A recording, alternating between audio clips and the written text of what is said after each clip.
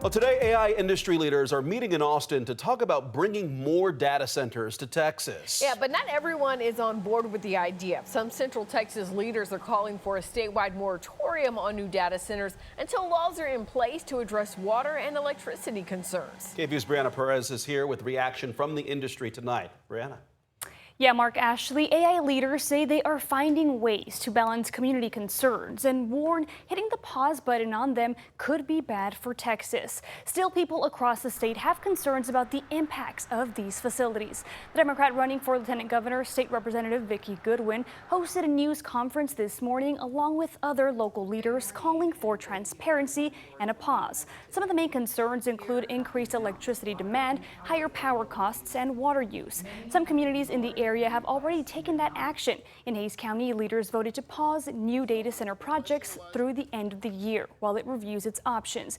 In San Marcos, city leaders voted to ban new data centers in all zoning districts. Officials say they want similar protections at the state level. That's why I'm also calling for a pause on the approval of new data centers until we have the opportunity to hear directly from Texans and put real safeguards in place. This issue is one that deserves a special session for the legislature to weigh in and put in place regulations that ensure we are protecting our communities. As part of his 2026 interim charges, Lieutenant Governor Dan Patrick asked the Texas Senate to study how to manage data center growth while balancing economic benefits with impacts on water, infrastructure, and local communities.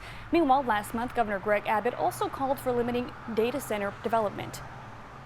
We must prohibit them from building AI data centers in rural Texas neighborhoods, and we must eliminate the tax break they are getting.